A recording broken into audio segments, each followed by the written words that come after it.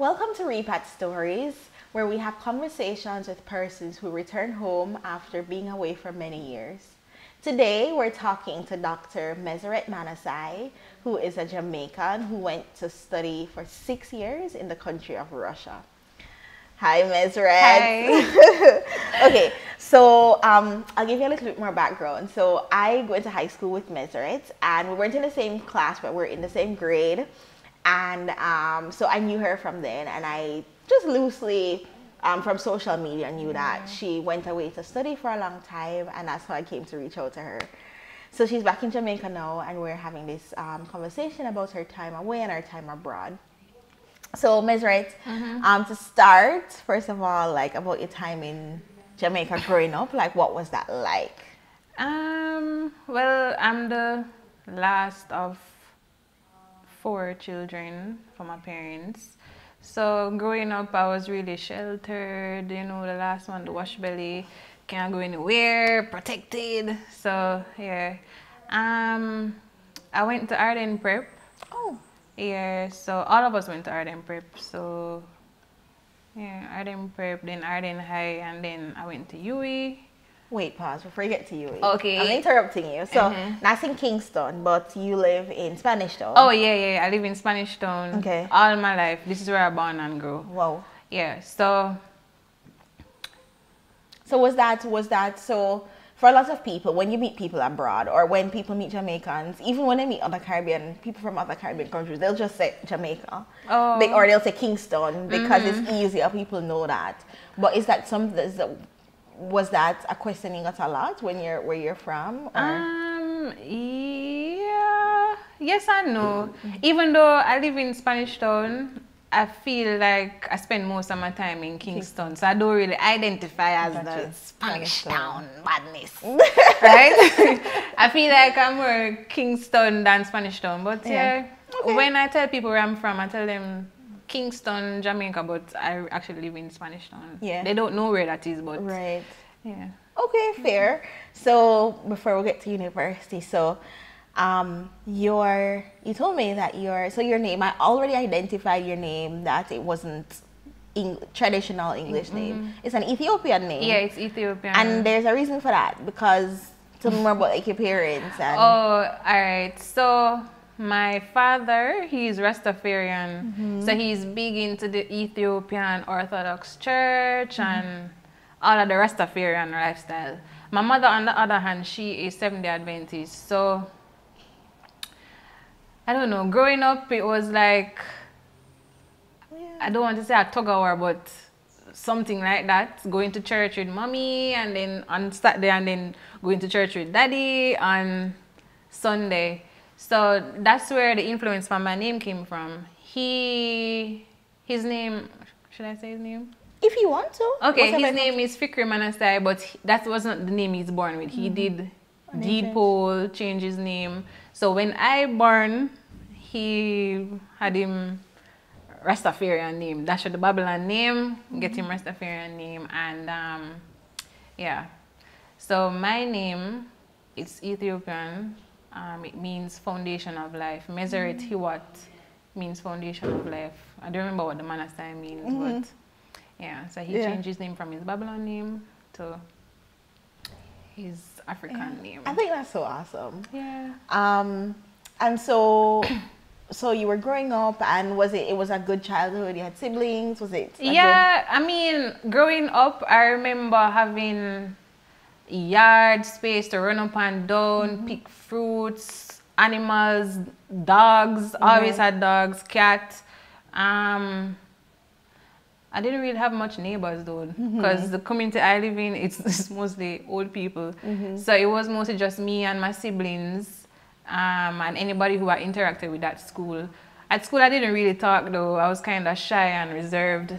But from early, I was involved in sports. I always had a love for track and field. Yeah. So I remember at prep school, I was kind of shy, but I would always see the children train. I was like, I want to, I would tell my father, like, I want to go and, try, right? In my own way, because I remember I was really shy. So I tried out for the track and field team, and I did well.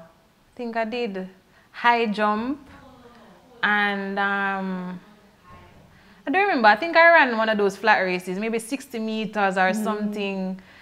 And I won medals at prep champs. Yeah. At prep champs, I won medal in high jump, and I did relay as well. But yeah, I won individual medal in high jump. Yeah. Yeah, and then, so that's a big deal. So in Jamaica, we have a strong track and field culture, right? And that results in the track and field prowess that we have now. But from the time we're in what they call elementary, primary prep schools, from grade 6 to 12, we have these championships at the end of each year where all the schools compete. And so to be winning medals at that level, that's a big deal. Yeah. So yeah, that was basically the peak of my track and field career, because when I went to high school, Arden High, my parents weren't really pushing me in that direction. Right? Book.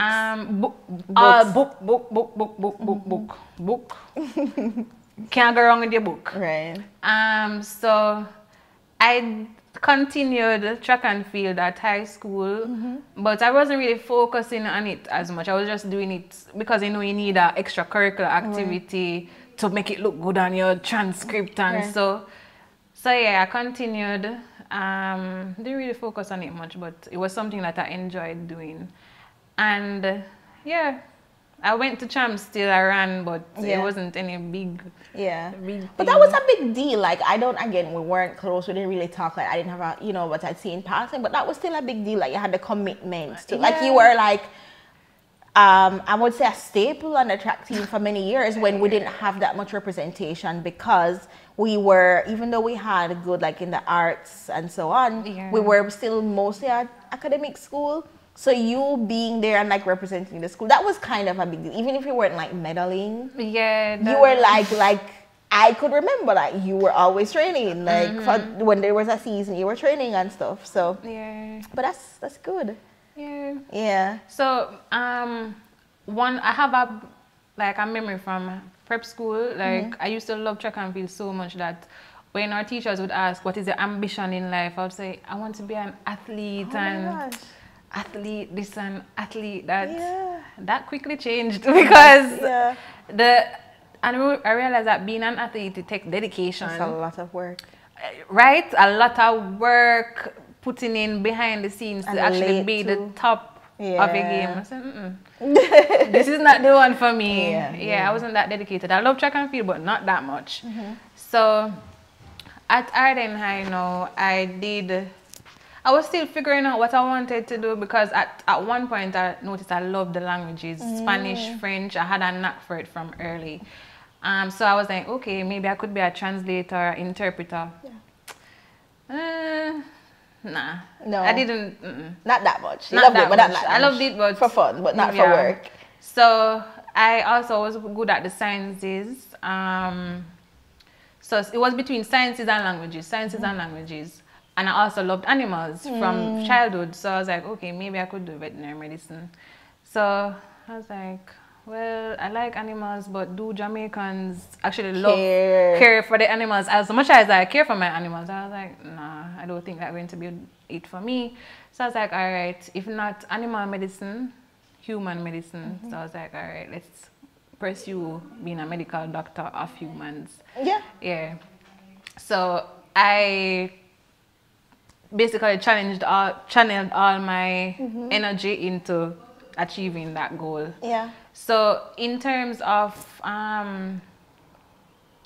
like what I would think I would want to specialize in at that time, I said sports medicine, because that's really in my wheelhouse. My interest. Sports medicine, orthopedics. I'd see myself doing that. So I don't know if I'm jumping the gun, but I'm trying to see if, getting some experience in that field, that area, to see if that is something that I would really see myself doing. As opposed to just starting it. A lot of people start it and they realize, I do not like this. So no, that was smart at that time. So okay, so then you went to UE. After Arden, I went to UE. I spent 3 years there. I did animal biology, right? I did animal biology in what was known as pure and applied faculty at that time. It's now science and technology. So what I was trying to do was finish my degree there, then get a transfer to go into medical sciences faculty. That didn't work out, and God knows why, because I couldn't have afforded that tuition at all.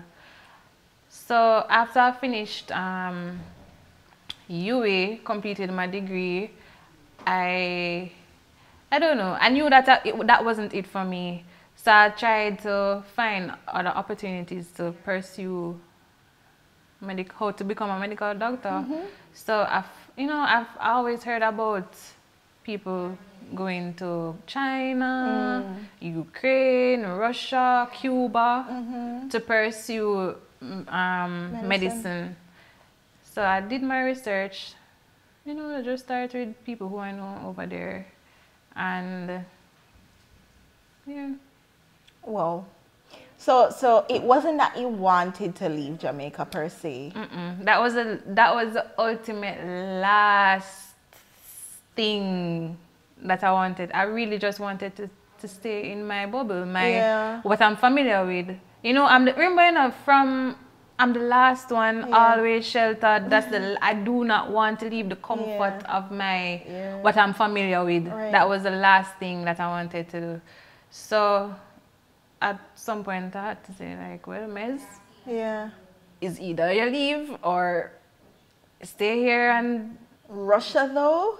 Yeah, all right. How I've even found out about Russia was the opportunity to go to Russia was so. I just look back and I'm like, wow. Yeah. Because I remember after I finished my degree at UA, I immediately started researching China, researching scholarships, Russia scholarships, Ukraine scholarships, Cuba scholarships. I was just basically on Ministry of Finance's page looking just what I qualified for. So I knew of a couple people studying in China, Jamaicans studying in China, studying in Russia, studying in Ukraine. So I reached out to them, asking them what their experience was like, if they would recommend it for somebody, knowing what they go through, if they would recommend it for somebody else, and what it's, living there, food, is it expensive, just general things to see if I could do it too. So,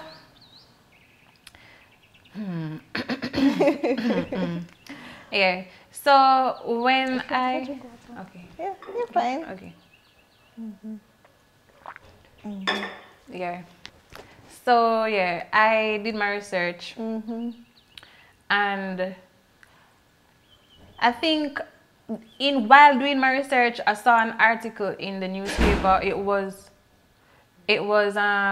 one of our fellow schoolmates, Tashe Smith. She's practicing in Jamaica as well. She was studying in Ukraine at the time, and she did an interview that came out in I don't remember, I think it's Gleaner.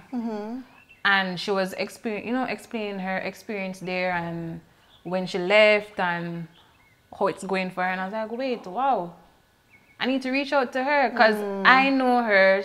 Right? Let me just reach out to her too, because I didn't know that she was there at the time. Got you. So I reached out to her as well, and she was explaining the whole process of applying to her school and all of that. So I was like, all right. I was in the middle of, reaching out to her school to gain entry and all of that. And a family friend, she was passing University College of the Caribbean. They had a partnership with the school that I ended up going to in Russia. So they were advertising, they had a poster at their fence, and they were advertising a partnership with Kursk State Medical University, like what you call it? Like a bridging program. Okay. Yeah, it's like the first year you do it at UCC, and it's like Then you move over. Yeah, a channel for you to go over to Russia to continue your studies. So what they will teach you there is the foundation courses, Russian, biology, chemistry, foundation.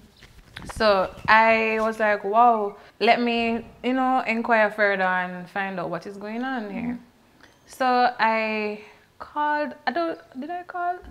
Either way, whether I called or I went down there with physically, I found out more about the program, the course that they were offering. And it was the first time offering it ever. I was going to be one of the first students, basically. So seeing that it was a fresh program, I think it was just me and 2 other people who reached out and expressed interest in the program. So because the uptake was so little, they basically changed their mind and said that, all right, they want to just send us. Just send you straight. Yeah, just make arrangements to send us straight over there because it would be profitable for them to have only 3 students and whatever. So I was like, all right. So when they presented that offer to us, I was the only one who was still with it. Yeah, the only one. The other 2, they said it's fine. They're not interested anymore. So I was the only one who took up the offer to actually continue.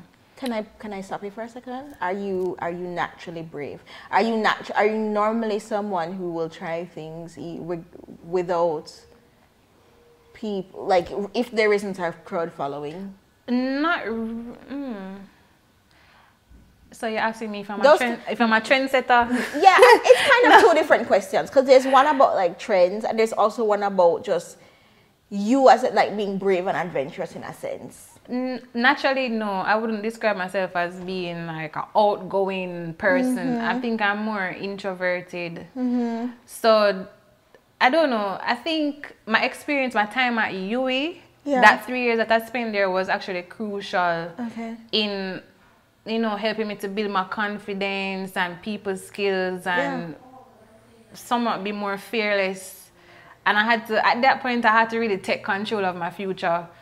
It was either stay in Jamaica or take the opportunity that was presented at me. And let me just say, why I really had to take this opportunity was because the tuition, it was not a scholarship. The tuition was much more affordable than if I was supposed to pursue medicine at UWI. So you gave me a figure, like you said, it was like 3 times like the amount of years. Yeah, like the tuition for 1 year in Russia would be you said the tuition for 1 year at UWI would have been multiple years at Russia. Yes.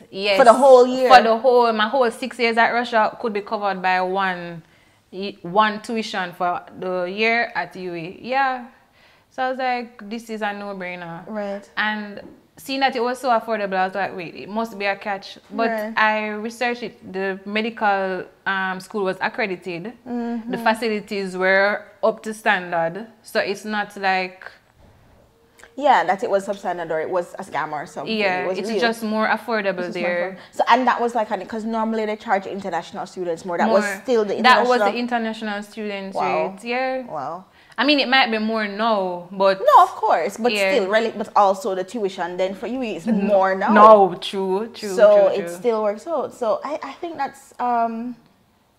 I mean, not that you need my commendation and it's gone, but I admire that you were brave enough to take that chance at the time. Yes, you were trying to go and make your career and whatever, and you had to, but literally you saying having to take charge and like, especially someone who's a little bit more withdrawn, like reserved, I should say, like that was a big step. It was. I mean, I had my concerns as well, going to a totally foreign place, right? No black people. Yeah. My parents had concerns as well. Yeah. But I did my research. I wasn't just jumping up and at the first thing. Yeah. So stuff that I would research was like the political climate. I know at the time when I was getting ready to go over there, there was some war with Crimea going on, and I was like, wow, the way how they paint the picture of it on BBC and CNN, it's like civil war out to break out. Yes. So I was like, wow, well, I don't know, maybe not. But that didn't really stop me, because I was like, okay. And I think that's such an important point about how international relations and how countries that control popular media, if they paint a picture, not to say it's not really happening, right? But if they paint a picture, if that's all they talk about, CNN, that is their thing. So they will run a story 24 hours for the day, right? And that is only happening in one particular. Russia is it the largest country? It is. It's the largest country in the world, right?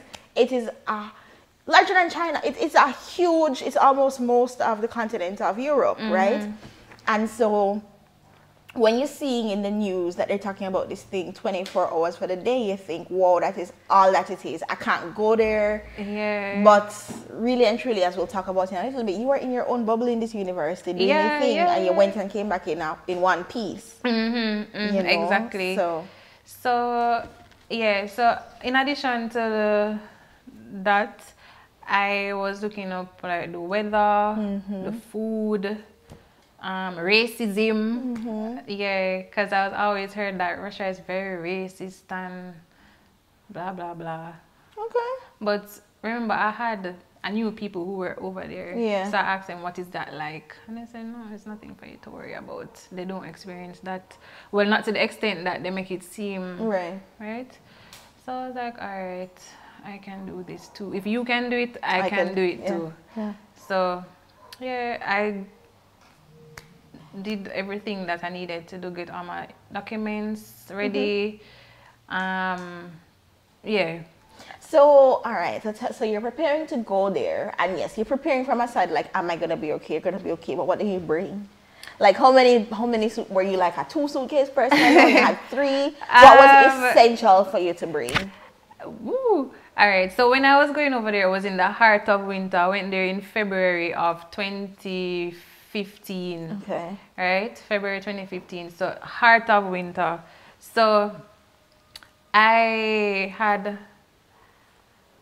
gotten, you know, stuff like preliminary stuff to just start me off, like a winter jacket, boots, thick socks, sweaters. I had those from before, so that wasn't really what I was worried about. But what I had in mind, carry those and then start from there. Buy what I needed there. Okay, fair. Yeah, I did. Yeah. Wait, so you said you left in 2015, but when did you leave UE? I left UE in 2013. So in that time, that was like 2 years. In that time, did you work? Or was all of this still, you knew?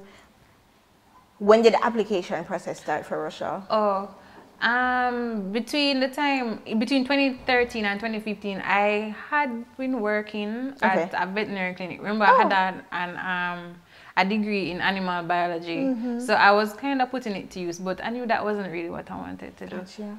So I think I found out about the program at UCC in 2014. Okay. Or was it 2013?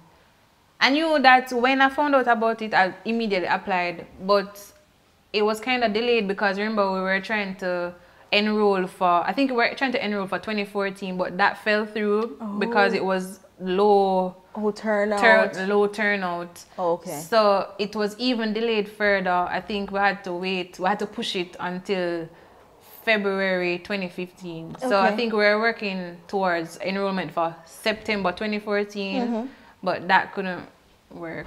Okay. Yeah. So my school in Russia, they have intake 2 times a year, in February and in September. Okay. So the closest time for me to go was in February 2015. Okay, I understand. Thank you. No, just realizing that there was a little time. Yeah, so I was curious some about the time. So I think that's important for people to know, because you're pursuing your dream, and sometimes it doesn't always line up one. Like there's a little space in between, you know. So and some people in that time, they say, no, I'm not going to bother. Like if it take too long, they say just forget it, just scrap it. Yeah. You know, but there's a little bit more of that perseverance there, you know. So okay, cool. So you're doing this thing to Russia. At the time, can you remember what it cost for a flight, and how did you get, like, did you have to go to the US first, or? Okay. So in terms, before we even reach on the flight, there were some things that my school had to send to me and liaise with the Russian embassy in Jamaica. So they had to send me an invitation letter for me to get the visa to go to Russia. And with that, I had to get a Russian visa, I had to get a US visa. Really? Yeah, this would be my first major, not my outside first, of the US, but Jamaica? my first time traveling outside of Jamaica? By myself. Or by yourself? I've traveled before to Canada, but you know, that was when I was much younger with my mother. So that's not really count.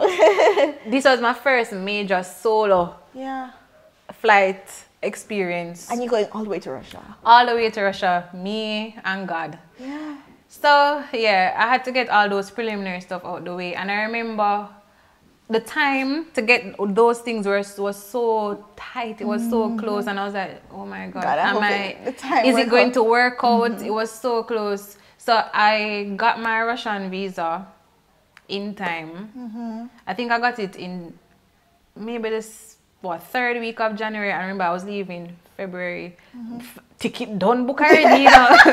Ticket book already, you know. So I had booked my appointment for the US visa, transit visa, and I remember I think I was supposed to be traveling the following week, and I went to that interview. I was nervous as hell, and I was like, well, I don't have anything to hide, and my mother spoke to me and she said, I don't know what you're panicking for, you know. Them have to give you that thing.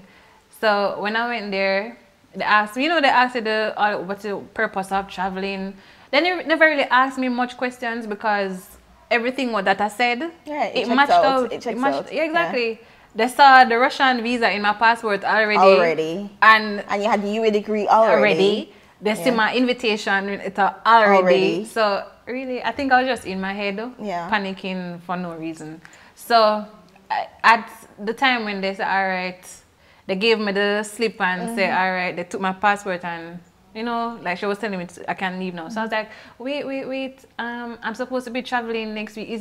Can I get that expedited? You know? Yeah. So I was like, she was like, okay. And she gave me a next slip. Okay. And I think I collected my passport, I think it's a day before I was supposed to travel. Man. Oh my gosh. Nerves. It was really close. It was so close. And traveling already just brings a sense of anxiety. But then when it's just like, oh my goodness. When I'm you somebody. Must have slept a good sleep when you got on that plane. No. You never sleep? That is not the time to sleep. I am naturally somebody who likes to plan ahead, very organized. Yeah. All this last minute, cutting it close thing, it was giving me, my nerves couldn't handle it.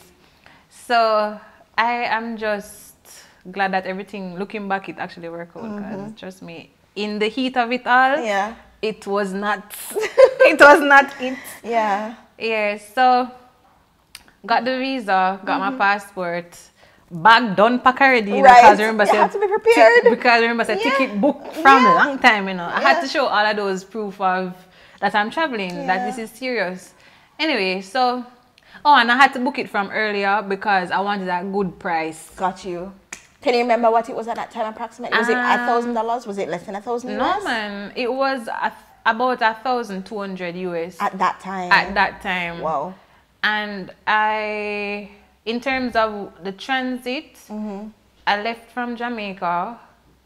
I think I went to New York. The layover in New York was 11 hours. 11 hours, me and 2 big suitcases. Wow. And I was so tiny. Yeah.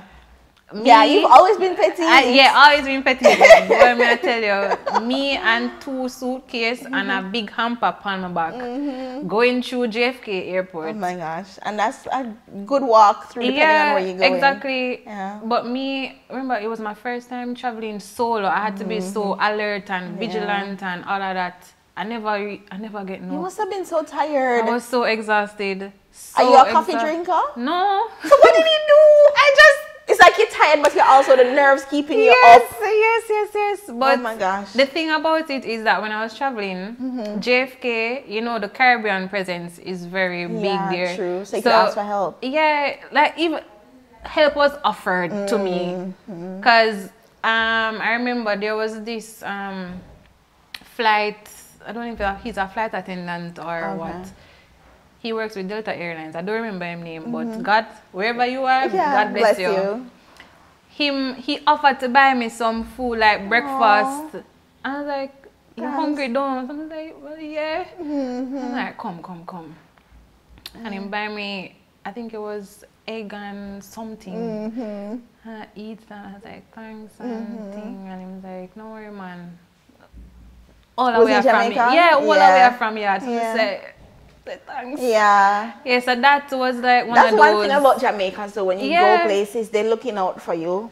And always. It's a rough thing because I think Jamaicans are rough because their situation is rough, not because they're naturally just mean people. Yeah. Oh my gosh. So you made it. So you went through all of that. So when you get on the flight now. Okay, so the 11-hour layover in JFK, when I actually got on the flight, that flight was about 9 hours, close to 10 hours. To go where? I said, I sleep, I wake up. I sleep, I wake up. I sleep, I wake up. Still there. And I'm still in the air. No sign of even landing. I was like, Lord have mercy.